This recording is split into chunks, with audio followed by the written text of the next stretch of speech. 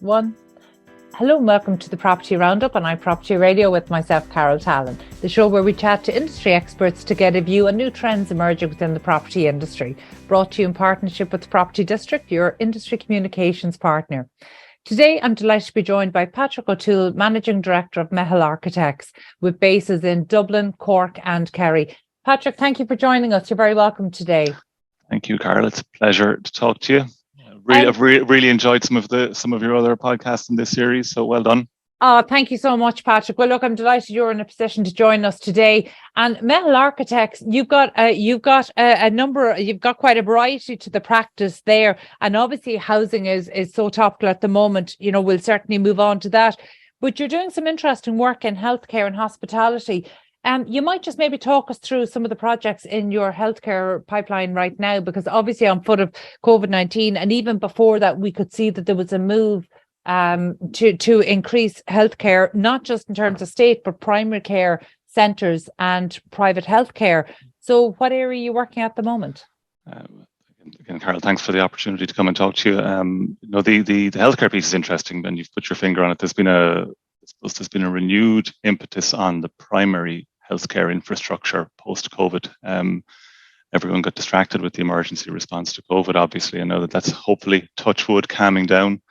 Even though we still had to buy a COVID test kit during the week in the office. But anyway, so there's certainly been a very vigorous, renewed refocusing on the part of the HSE on the primary care infrastructure. So we've really seen a lot of energy go back into that space. So we've a number of primary care centres on site and at planning around the country, and that's great to see, because that's been a very slow moving animal. I mean, the primary care, the initial idea behind primary care goes back to Mary Harney's time, if you believe it.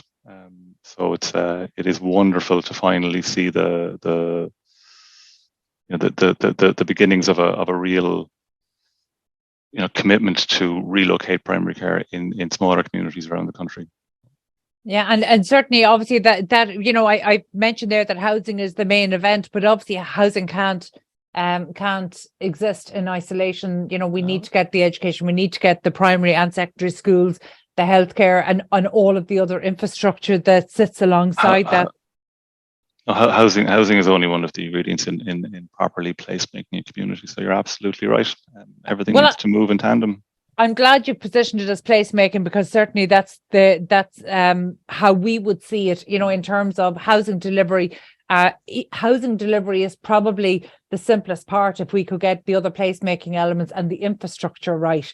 And so, actually earlier in the show, we've spoken to the housing infrastructure company, and that's certainly an interesting new proposition, one that's going to get rid of some of the obstacles and some of the challenges to new housing delivery and really unlock residential delivery. But there's so much more involved, and it needs to come from both the public and private sector. Now, I know through Meitheal Architects, you're involved in some of the largest and some of the probably smaller placemaking projects around the country. So the one I'm particularly keen to talk to you about today, there's a lot of funding gone in, state efforts and funding gone into unlocking what Simon Coveney in his tenure as housing minister positioned as the fifth pillar, the using underused stock, identifying underused stock. And that probably got a little bit forgotten after his tenure, but it's definitely back in full focus now. So in terms of focusing on dereliction and underused spaces, what is your firm doing right now to tackle that? That's a great and complicated question. Look, I think everyone understands we've collectively painted ourselves into a corner in relation to a shortfall in the provision of housing, and we as a country, as a profession, as an industry, we need to use every arrow in the quiver to fix it. The macro stuff, the big ticket schemes, a policy change at governmental level might become activity on the ground 4 or 5 years later. So the interesting thing about the vacant stock we have is that's the low hanging fruit in relation to addressing this in a quick way. So the there's somewhere between, depending on which statistics you use, there's somewhere between 90,000 and 200,000 vacant or underused properties around the country. I know we don't have the 2022 census statistics yet, but we can rely on the 2016 ones. We have 200 communities in the country with more than 1,500 people. We have over 450 communities with over 500 people. All of those are credible communities and settlements. All of those have vacant stock. All of those have a private and a social housing demand. It really is the low-hanging fruit. As I said, if our minister, and again, everyone is doing fantastic work. But the difficulty is pace, Carol. A good idea of government, a good, well-funded idea of government, by the time it becomes manifest on the ground as a home for someone, it's 3, 4, 5 years. But why is it taking so long? And by the way, I think we should break it down. Rather than talking about dereliction and vacancy, I would see them as being very different things, and they're very different properties, and therefore will probably require a very different approach. So let's look at actually just vacancy at the moment.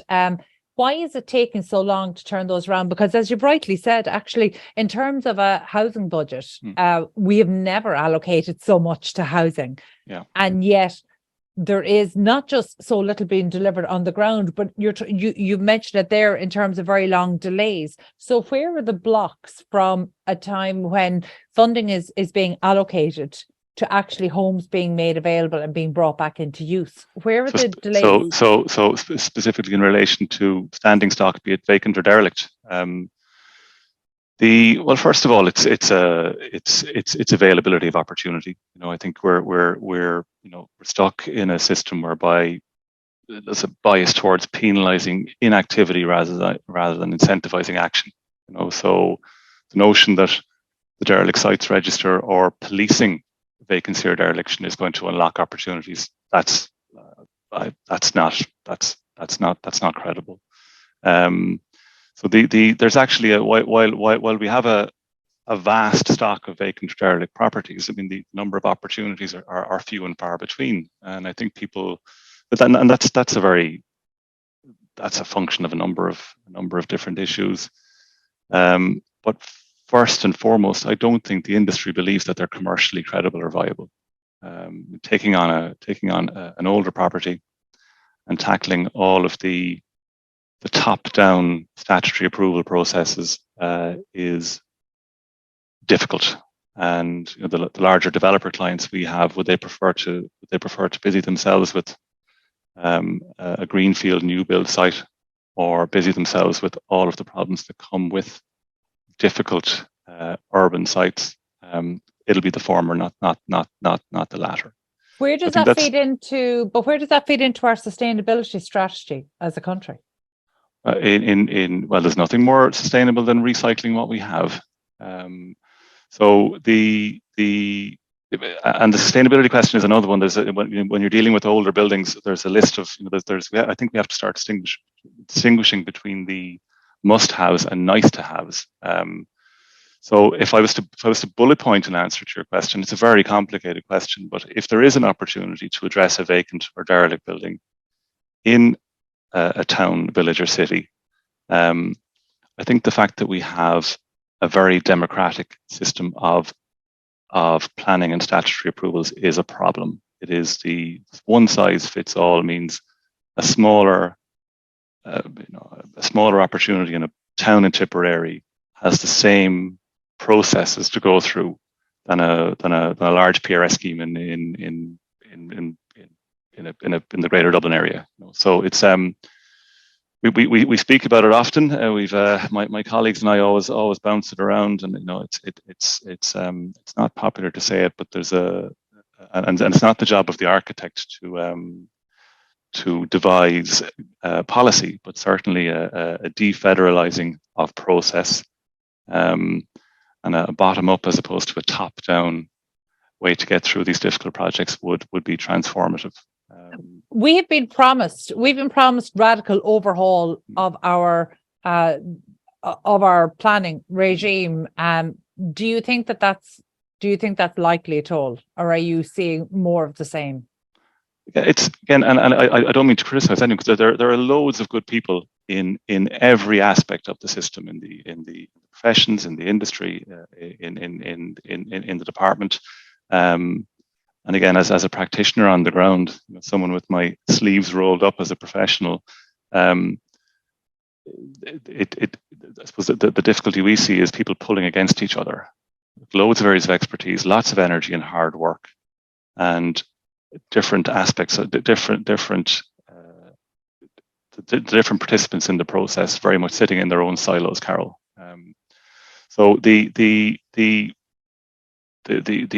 promise of wholesale planning reform, that presumes the planning system is this one-stop, one size fits all system. I think we need to start with understanding there are different categories of activity in the building industry. We don't need the same set of rules for a large PRS scheme in Dublin as you do to try and rescue a building in Charlotte. You mentioned Mayo earlier, rescue an old bank in Charlestown or Mayo or something. I think you summed it up very well at the start of the interview there, where you said that collectively we've painted ourselves into a corner in terms of housing delivery. I think that's very accurate. It's also quite depressing when you look at it like that, but actually we can see at a micro level there are some really interesting things happening, and I know Meitheal Architects have been involved in some of those. So you've partnered with some of the approved housing bodies, particularly the Peter McVerry Trust and Focus Ireland. So you might just talk to us about some of the projects that are currently underway there. It's interesting you mentioned both of those, because we actually each of the last 2 weeks had an opening. So we were in Charleville in North Cork, great agrarian town, where the Taoiseach opened 10 Peter McVerry Trust apartments in an old school which had lain derelict for 30 years. And the Focus Ireland opened 16 apartments in Cork city centre, in a building which had the upper floors of which had lain idle and underused for living memory. And was that what kind of building did Focus Ireland renovate? So again, that's a late 19th century streetscape building in Cork City, and again, one of those buildings. What does one do with it? Nothing, unless you can. And so those are encouraging, and that's an example of what should be happening. Putting people with a housing need, some of whom obviously a lot of the Peter McVerry Trust and Focus clients are housing first clients, so they need some social supports, or they need an infrastructure around them. So to have those people back in the middle of towns and cities is great. And there were two success stories in the last 2 weeks, but this speaks to what I was talking about in terms of our experience of procuring those.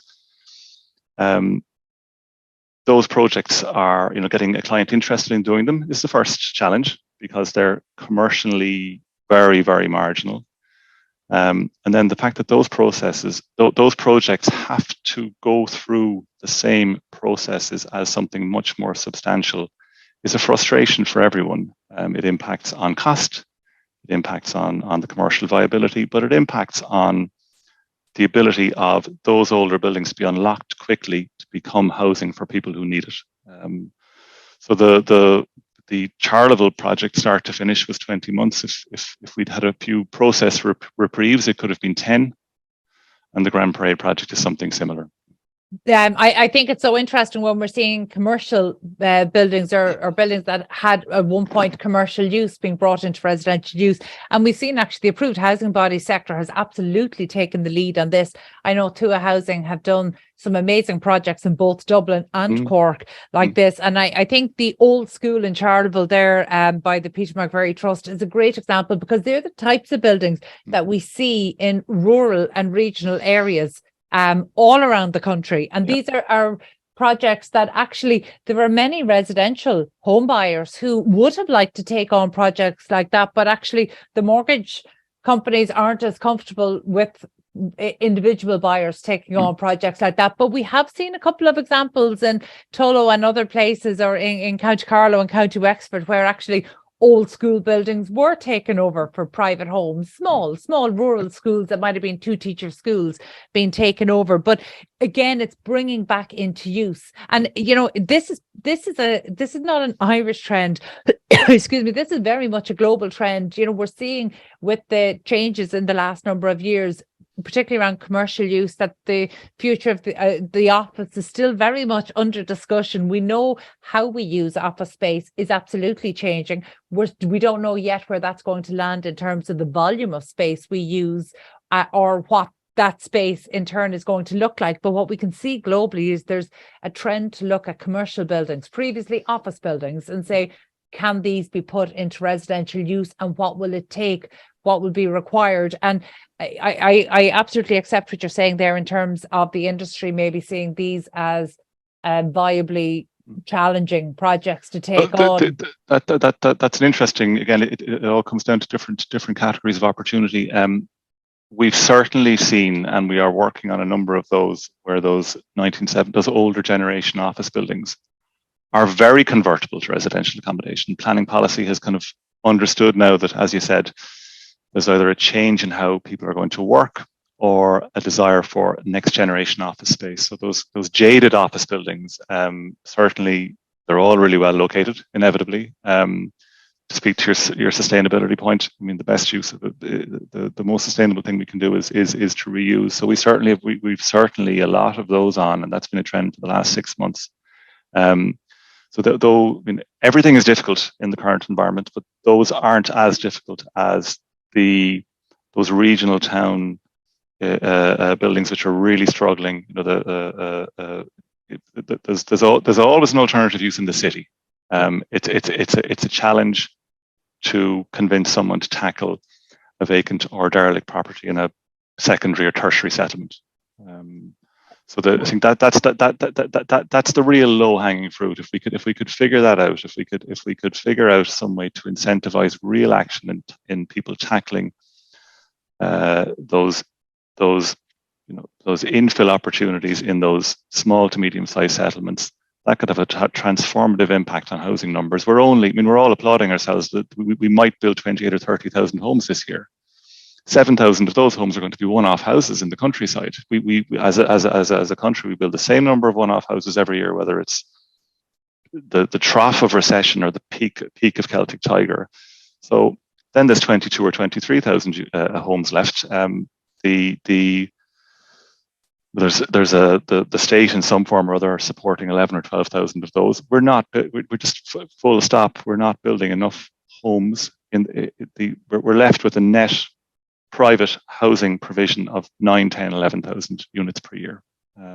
That figure is probably conservative, taking the Taoiseach's most recent acknowledgement that right now there's demand for 250,000 new homes in Ireland. So that makes it very conservative. But in terms of those older buildings you're talking about, it feels to me like this is a very solvable problem. So, for example, you referenced an old bank building, and I absolutely take your point in secondary and tertiary towns, where there aren't the same number of uses, that it can be more challenging. But actually, over the last, even before COVID, so, possibly over the last 5, 6, 7 years, we've seen a wave of co-working spaces and coffee shops going into banks as they're being vacated. So it doesn't feel like a stretch to be able to turn those into housing. And we've seen actually in terms of, I think it's interesting. You've mentioned a few times in the interview that it doesn't make sense that, a small building like that might maybe want to turn into 4 units has to go through the same process as a large development.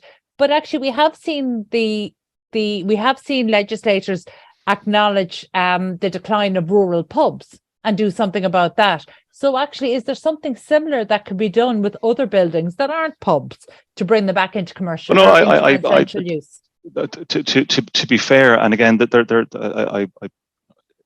it's easy to criticize, so it's important to keep acknowledging there are great people, great ideas, great momentum. There's a lot of good things happening. We did have very good legislation in 2018 that allowed certain categories of unused buildings to be converted to residential accommodation without planning permission. That was extended a little while ago to capture up the pubs in in the qualifying use for conversion. So those are all good things. That's a good start. Allowing one to leapfrog a planning process for the provision of 9 units or fewer in a vacant commercial building is a good start. But planning is only one of the statutory processes, Carol. We have fire safety certification, we have disability access certification, we have all of the building control, the BCMS processes. We have the requirements for Part L compliance and BER, all of which are good and necessary. But the fact that we've got this one size fits all system, there has to be a way to compress or compact the requirement to comply with those on those smaller projects, rather than have to go through the full protocol rigmarole that a larger project has to go through. So we did a very interesting conversation with a local authority official last week about one of the local authorities making a representation to the department. The notion of an area champion, for example. If we're going to you speak about the need for wholesale planning reform in terms of this bottom up stuff, the low hanging fruit that is the building stock that we already have.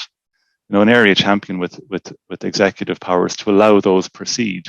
And I know there's the beginnings of it with the town centre first initiative and everything, but if we could mandate key individuals in the local authorities to have almost an executive function to allow things to proceed on the basis of, and I know the notion of the profession certifying things is unpopular, and the new building control system we have since 2014 is all about accountability, post priory hall, but I don't think we should be afraid of self-certification.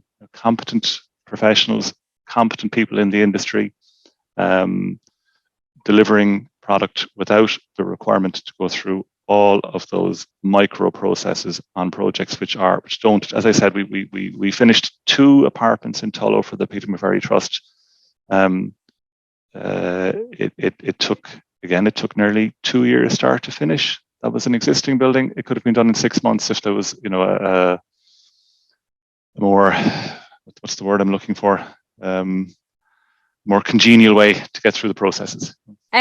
Patrick, would it be accurate to say that in terms of building control and in our quest for standards, some of which could arguably be said to be politically motivated in response to some high profile failings, would it be accurate to say that we have overcorrected in terms of the compliance burdens now that we're putting on the industry? Our office here is like the United Nations. We have Germans and Spanish and Croatians and Brazilians, and the World Cup was interesting. My international colleagues here would tell me we have the most rigorous building control standards of any of the jurisdictions they're from. That sounds like a good thing. Is it? Or is it a barrier? Standards are good, but they can't be a barrier to delivery? They've driven cost, Carol. And again, I'm not the quantity surveying or cost professional, but they've certainly driven cost. We have different people have different views on this. I think we have a very, very, very robust building control compliance system and a particularly tight set of standards in relation to all aspects of the building regulations, disabled access, sustainability, thermal performance. We have. What does one of my colleagues in the office say here? When the EU issue a directive, the Irish jump up and best boy in class, we legislate for it. Whereas the Italians kind of look at it and go, we think about it, and the French protest. Have we overcorrected? The Irish new building stock is some of the best new building stock in Europe, and again, that has issues in relation to the cost of delivering it and the time in delivering it. The point I'm making in terms of the agenda for this conversation, which is the regeneration and renewal of standing stock in towns, cities, and villages around the country. I think it might be unpopular to say it, I think we could relax the standards a little in relation to that category of activity. I think of that expression, perfect is the enemy of done. Yeah. We are certainly in danger of that. But I like something you mentioned earlier there, and that is like an area champion. But I'm conscious that we have a vacant homes officer within every local authority.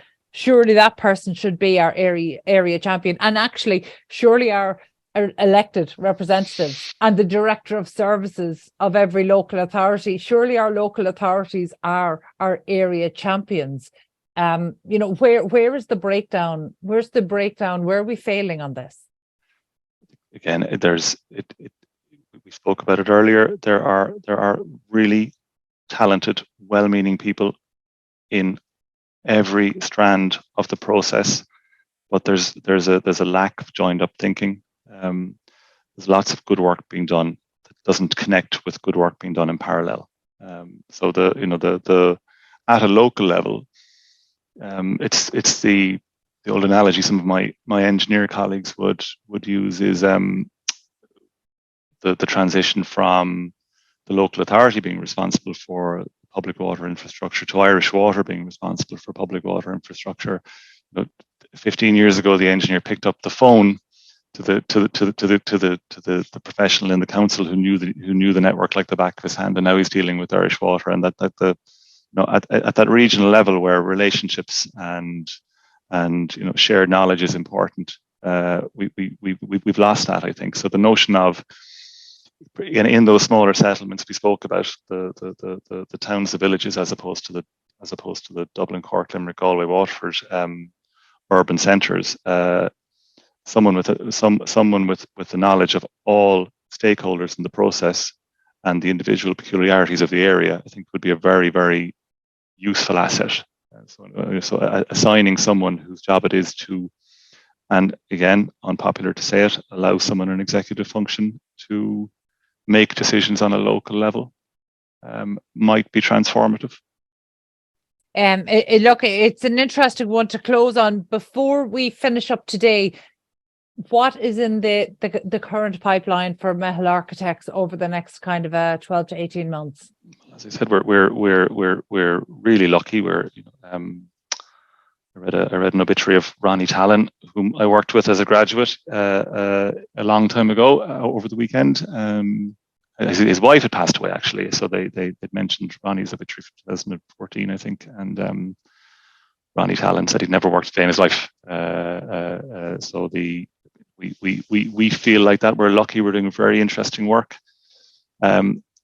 An awful lot of housing and an awful lot of very interesting housing. As I said, the large scale housing, I think we've a portfolio of about 3,000 homes on site or in planning at the moment, Carol, across the country.